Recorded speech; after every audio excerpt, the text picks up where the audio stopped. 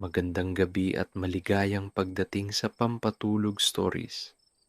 Kung pagod ang isip mo ngayon, kung mabigat ang dibdib mo, at kung pakiramdam mo ay masyadong mabilis ang mundo, nandito ka sa tamang lugar.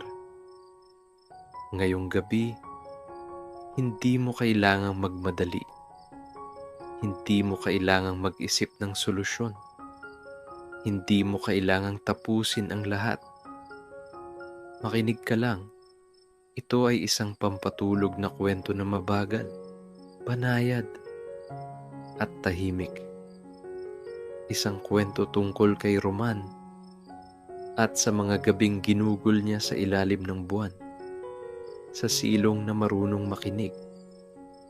Habang nagpapatuloy ang kwento, hayaan mong pumikit ang iyong mga mata. Hayaan mong bumagal ang iyong paghinga. Walang kailangang gawin. Walang kailangang patunayan. Kung makatulog ka, ayos lang. At kung magising ka sa dulo, ayos lang din. Simulan natin. Sa ilalim ng buwan, kung saan ang katahimikan ay hindi kailangang ipaliwanag. Tahimik ang gabi, hindi iyong katahimikang nakabibingi, kundi katahimikang marunong makinig. Sa ibabaw ng langit, ang buwan ay nakabitin ng payapa. Bilog, maliwanag, parang isang matang hindi humuhusga, tahimik lang na nagmamasid. Sa ibaba nito, sa isang baryong bihirang magmadali, may isang lumang bahay na yari sa kahoy. May silong na mababa at may amoy ng lumang gabi. Doon, sa ilalim ng bahay na iyon, may isang bangkong kahoy na kinain na ng panahon. Hindi man bago, ngunit sanay na sanay sa mga kwento. Dahan-dahang dumaan ang hangin. Hinagod ang mga dahon ng mangga at marahang pumasok sa silong. Parang ayaw nitong manggising ng mundo. Sa ganitong mga gabi, kapag tapos na ang mga tunog ng araw, kapag ang mga alitaptap ay nagsisimulang magpahinga, at ang mga aso sa kapitbahay ay isa-isang tumatahimik, dito lumalabas ang mga kwento. Hindi sila nagmamadali. Hindi sila naguunahan. Kusang dumarating. Kapag handa ka ng makinig. At ngayong gabi, isa na namang kwento ang mabubuo. Kwento ng isang lalaking sanay sa mabagal na galaw. Sanay sa tahimik na paghinga. At sanay sa mga gabing hindi kailangang punuin ng ingay. Ang pangalan niya ay Roman. Hindi siya sikat, hindi rin tanyag. Wala siyang kwentong puno ng sigawan o matitinding tagpo.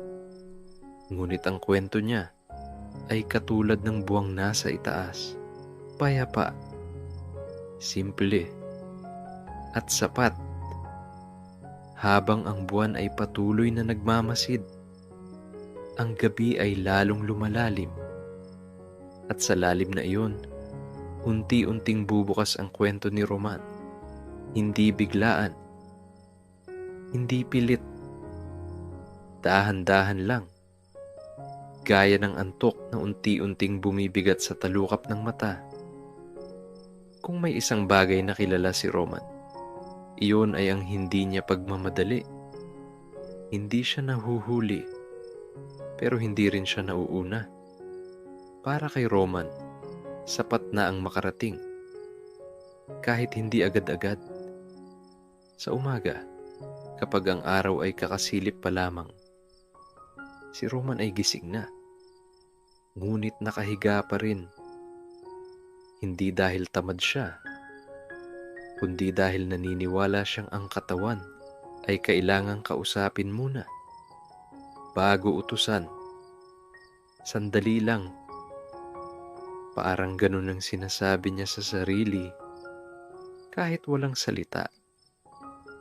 Bumabangon siya ng dahan-dahan, hindi dahil masakit ang likod, kundi dahil ayaw niyang magulat ang mundo. Minsan, nakaupo muna siya sa gilid ng kama, nakatingin sa sahig, nakahinga ng malalim, at saka palang tatayo. May mga pagkakataong hinahanap niya ang tsinelas. Kahit suot na pala niya ito, napapangiti na lang siya. Bahagya, parang lihim na tawa na para sa sarili lang. Hindi siya nagmamadali. Kahit sa pagkain, umungguya siya na parang may binibilang. Siguro mga alaala, siguro mga sandali. Sa baryo, kilala si Roman bilang tahimik, pero hindi suplado. Kapag may bumati, ngumingiti siya. Hindi malaki, hindi rin pilit. Sakto lang. At kapag tinanong kung bakit parang hindi siya nagmamadali sa buhay, minsan hindi siya sumasagot. Ngumiti lang at tumitingin sa langit. Sa hapon, matapos ang mga simpleng gawain, makikita mo siyang nakaupo sa silong. Hindi dahil wala na siyang gagawin, kundi dahil doon niya gustong tapusin ang araw. Sa silong, mas mabagal ang oras, mas mahina ang tunog ng mundo. Doon, walang naghahabol ng oras, walang nagbibilang ng minuto. Ang bangkong kahoy ay parang kaibigan niyang matagal na. Alam na ang bigat ng katawan niya. Alam na ang hugis ng kanyang pagod. Minsan, nakatulala lang si Roman, nakatingin sa bakod o sa lupa. Parang may iniisip, pero parang wala rin. At kapag dumating ang gabi, kapag ang buwan ay umaakyat na sa langit, dun lalong bumabagal si Roman. Hindi siya nag-aalala kung wala siyang nagawa ngayong araw. Para sa kanya, ang hindi paggawa ay minsan ding paggawa. Paggawa ng pahinga, paggawa ng katahimikan. At sa mga ganitong gabi, kapag ang hangin ay malamig, kapag ang mundo ay tahimik, doon nagsisimula ang mga kwento. Hindi niya sinasabi agad. Hinahayaan muna niyang dumating ang tamang sandali dahil para kay Roman ang kwento. Kapag minadali, nawawala ang himig. Kaya naghihintay siya, tahimik, mabagal, nakikinig habang ang buwan mula sa itaas ay patuloy lang na nagmamasid. Ang silong ng bahay ay hindi espesyal sa unang tingin. Mababa ang kisame. May mga haliging kahoy na may bakas ng panahon at sahig na lupa na sanay na sa yabag ng maraming taon. Ngunit para kay Roman, ang silong na ito ay parang lihim na silid ng alaala. Dito, mas tahimik ang mundo. Mas mahina ang boses ng mga iniisip at mas malinaw ang paghinga. Kapag umuupo siya sa bangkong kahoy, nararamdaman niya agad ang lamig ng gabi. Hindi nakakatakot, kundi nakapapawi. Ang bangkong iyon, marami na ring narinig. Narinig nito ang mga buntong hininga, ang mga maikling tawa, at ang mga katahimikang mas mahaba pa sa kwento. Minsan, may mga gagambang tahimik na gumagawa ng bahay sa gilid. Hindi sila ginagalaw ni Roman para sa kanya. May kanya-kanya tayong ginagawa sa sarili nating oras. Sa silong, walang relo, walang orasan. Kung may oras man, ito ay oras ng pakikinig. Kapag dumaan ang hangin, dala nito ang amoy ng lupa, ng dahon, ng kahapon. At kapag masyadong tahimik, parang may bumubulong, hindi mga multo, hindi mga anino, kundi mga alaala. Mga alaala ng mga gabi ring ganito, na ang buwan ay bilog, at ang mga kwento ay dahan-dahang lumalapit. Naalala ni Roman ang mga panahong bata pa siya. Dito rin siya umuupo. Mas maliit ang bangko noon, o baka mas maliit lang talaga siya. Dito siya nakikinig sa mga matatanda. Hindi niya laging naiintindihan, pero ramdam niya ang bigat at ang gaan. May mga kwentong hindi naman talaga tinatapos, pero sapat na ang simula. Sa silong, natutunan ni Roman na hindi lahat ng kwento ay kailangang may wakas. Minsan, sapat na ang marinig. Kapag mag-isa na siya, tahimik lang, nakatingin sa dilim. May mga sandaling parang may katabing tao, pero wala naman. At ayos lang, dahil ang silong ay marunong makisama sa pag-iisa. May mga gabi ring inaantok siya dito.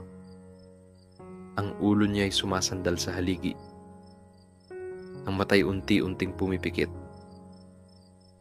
At sa pagitan ng gising at tulog, doon pumapasok ang mga kwento. Hindi malinaw, hindi buo, parang panaginip na ayaw magpakilala. Ngunit ramdam. Sa silong, natutunan ni Roman na makinig sa katahimikan dahil minsan, ito ang pinakamaingay na bahagi ng gabi. At habang ang buwan ay patuloy na nagmamasid, ang silong ay patuloy ring nag-iingat ng mga kwento. Tahimik, matiyaga, walang hinihinging kapalit. Hindi lahat ng kwento sa silong ay tahimik. May ilan ding may kasamang tawa. Hindi malakas, hindi hagikik. Mga ngiting biglang lumilitaw, mga alaalang marahang kumikiliti. Naalala ni Roman ang sarili niyang kabataan. Ang mga araw na akala niya ay napakahalaga ng lahat. Isang beses, naalala niyang umupo siya dito. Suot ang tsinelas na hindi magkapareho. Isang asul, isang itim. Buong hapon daw siyang naglakad ng ganoon. At walang nagsabi. Nalaman niya lang nang siya'y umupo sa silong at napatingin sa paa. Napatawa siya noon. Tahimik lang. Pero matagal. Minsan naman, naalala niyang nagdala siya ng kape. Mainit pa. Ngunit nakalimutang inumin. Lumamig ang kape. Pero siya, nakangiti pa rin. Para kay Roman, ang mga ganitong pagkakamali ay hindi kabawasan, kundi dagdag sa kwento. May mga alaala ring may kasamang ibang tao.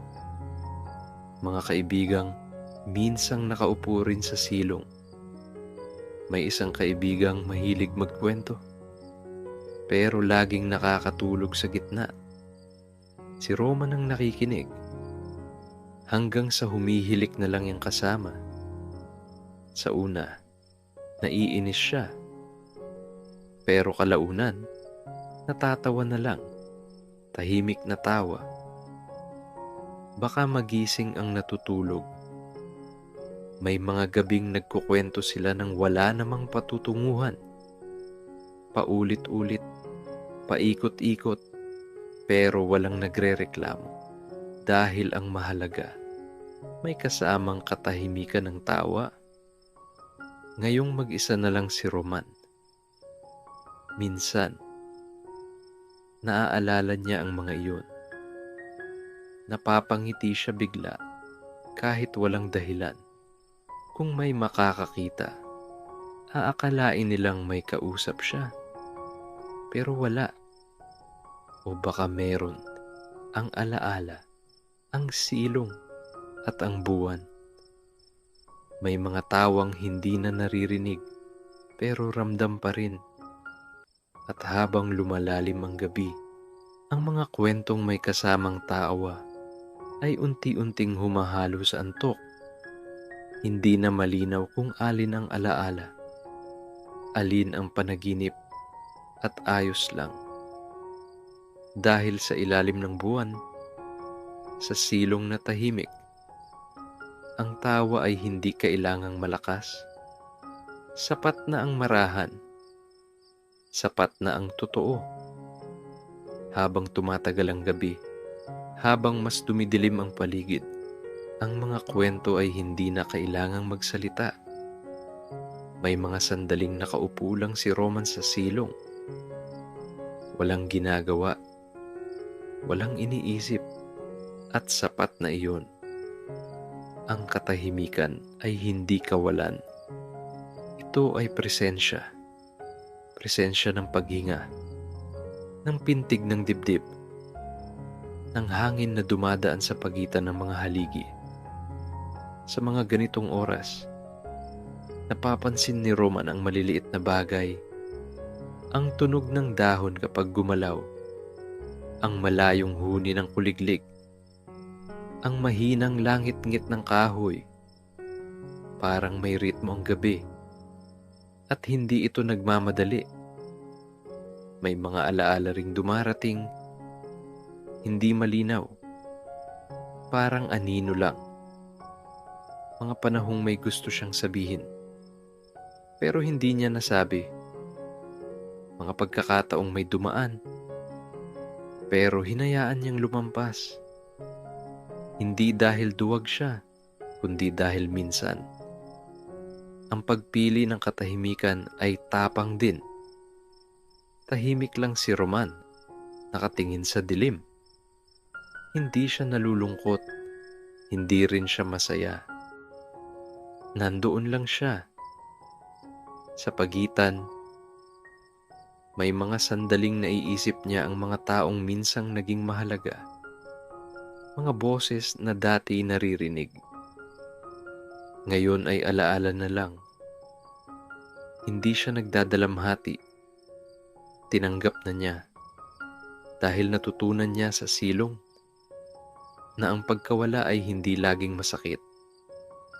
Minsan, ito ay pahinga. May mga gabing nakapikit si Roman, pero gising pa rin. Hinahayaan niyang pumasok ang antok, pero hindi niya ito hinahabol. Kung dumating, salamat. Kung hindi, ayos lang din. Sa katahimikan, walang kailangang patunayan. Walang kailangang tapusin. At sa bawat buntong hininga, unti-unting bumibigat ang katawan. Hindi dahil sa pagod, kundi dahil sa kapayapaan. Ang silong ay nananatiling tahimik. Tila ba marunong itong rumespeto sa sandali. At ang buwan, mula sa itaas, ay patuloy lang na nagmamasid. Walang sinasabi. Walang hinihingi. At doon, sa pagitan ng katahimikan at antok, naroon ang kwento, hindi isinasalaysay, kundi nararamdaman.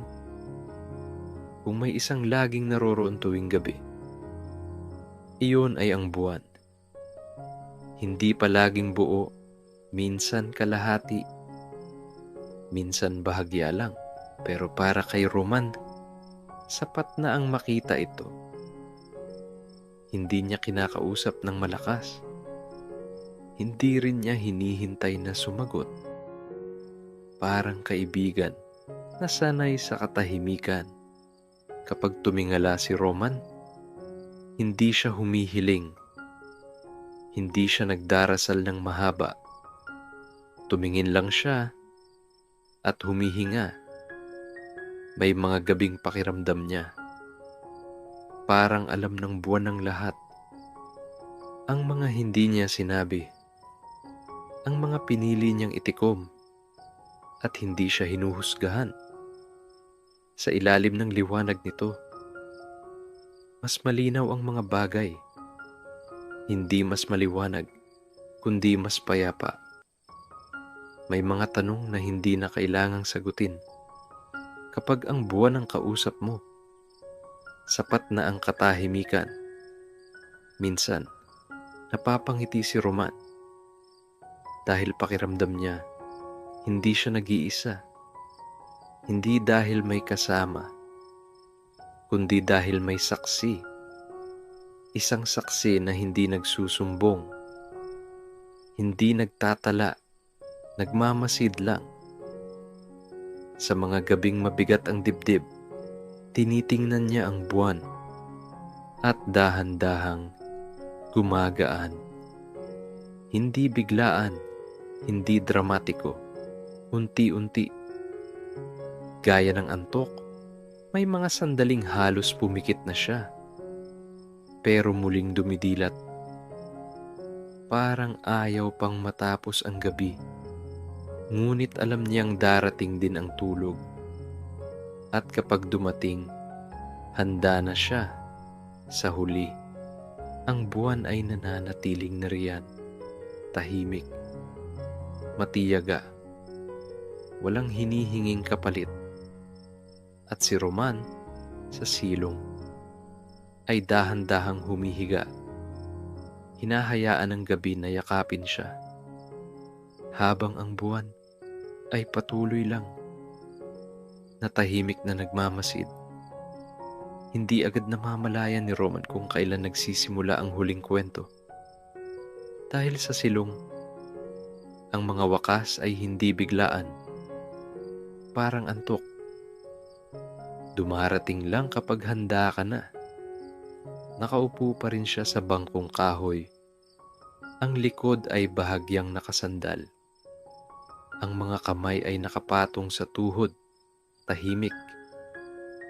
Ang hangin ay mas malamig na ngayon, mas mabagal. Parang alam nitong malapit na ang pahinga. May mga sandaling napapapikit si Roman. Sandali lang. Pagmulat niya, naroon pa rin ang buwan. Hindi siya nagtataka. Sa ganitong mga oras, may mga kwentong kusang lumilitaw. Hindi dahil gusto mo, kundi dahil handa ka ng makinig. Naalala ni Roman ang isang gabi, matagal na, nung unang beses niyang napagtanto na hindi niya kailangang magmadali sa buhay. Wala namang nangyaring espesyal. Wala ring malungkot. Naupo lang siya, huminga, at naisip. Ayos lang pala. Ayos lang na hindi mauna. Ayos lang na hindi maingay. Ayos lang na hindi laging may patutunguhan. Mula noon, parang may nabunot sa dibdib niya. Isang bigat na hindi naman niya alam na pasan pala niya. Sa silong, sa ilalim ng buwan, natutunan niyang ang buhay ay hindi paligsahan, hindi paunahan, hindi paramihan. Ito ay paglalakad, minsan mabilis, madalas mabagal, at kapag napagod, pwede kang umupo. Ngayong gabi, ang huling kwento ay hindi na mahaba. Hindi na rin kailangang ipaliwanag. Tahimik lang si Roman. May bahagyang ngiti. Isang ngiting hindi para sa iba, kundi para sa sarili. Minsan, napatawa siya. Mahina. Dahil napagtanto niyang kahit ang huling kwento ay hindi niya minamadali. Ang mga mata niya ay mas madalas nang pumikit. Ang paghinga ay mas mabigat. Ang silong ay tila mas madilim, ngunit mas payapa.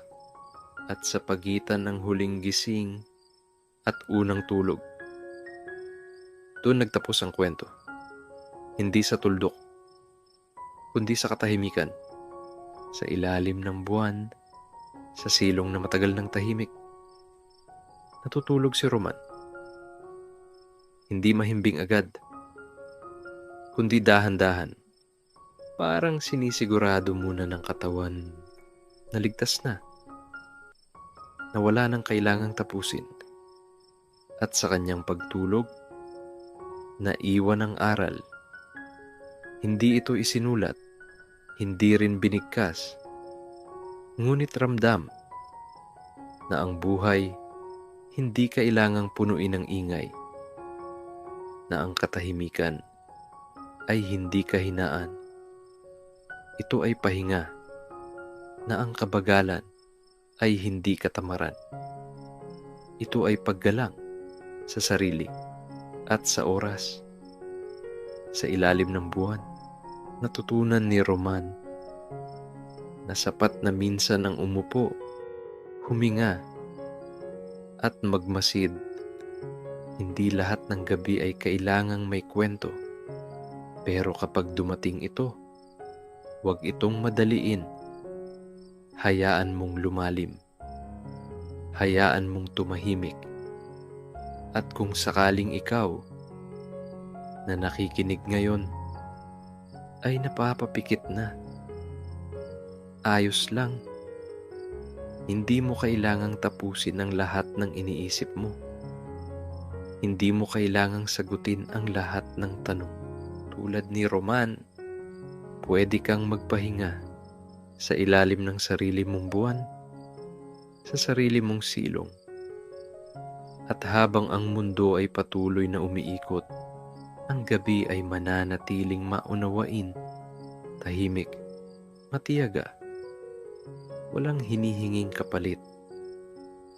Huminga ka, mabagal, at hayaan mong dalhin ka ng antok.